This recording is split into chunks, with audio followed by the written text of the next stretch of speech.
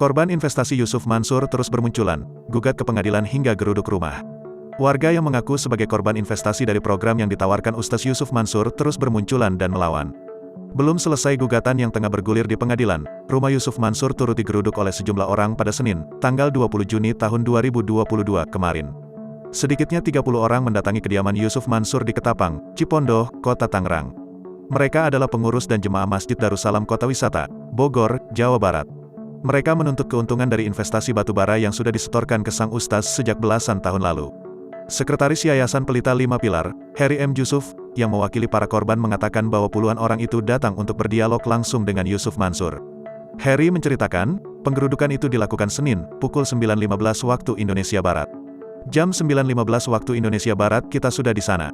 Kita berdiri, kita nggak mau masuk ke dalam kediaman Yusuf Mansur. Karena kalau masuk ke dalam, katanya nggak boleh direkam. Iya kita, menyampaikan tuntutannya, di tengah jalan, ujar Heri saat dikonfirmasi, Senin. Di sana, mereka meminta kejelasan terkait program investasi yang diikuti oleh 250 pengurus dan jemaah Masjid Darussalam Kota Wisata. Menurut Heri, penyampaian tuntutan itu berlangsung selama 1,5 jam. Setelah menyampaikan tuntutan, mereka pun meninggalkan lokasi. Heri mengaku bahwa mereka tidak bertemu dengan Yusuf Mansur saat aksi penggerudukan digelar. Ya dia, Yusuf Mansur kabur kok, kata Heri. Mereka juga tidak bertemu dengan pihak keluarga Yusuf Mansur. Namun, puluhan orang itu bertemu dengan seseorang yang mengaku sebagai kuasa hukum Yusuf Mansur. Saya enggak yakin kalau itu kuasa hukumnya, kalau dia kuasa hukum harusnya menunjukkan suratnya, imbu Heri. Heri menuturkan, 250 jemaah dan pengurus Masjid Darussalam Kota Wisata mengetahui program investasi batubara itu dari Yusuf Mansur secara langsung. Sang ustaz mendatangi masjid itu dan menawarkan investasi batubara kepada pengurus dan jemaah. Dia, Yusuf Mansur, datang ke Masjid Darussalam.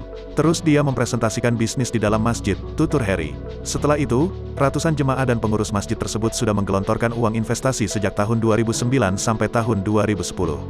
Mereka seharusnya mendapatkan keuntungan dari investasi itu per bulan. Namun, Heri mengklaim, mereka tak kunjung mendapatkan keuntungan hingga saat ini.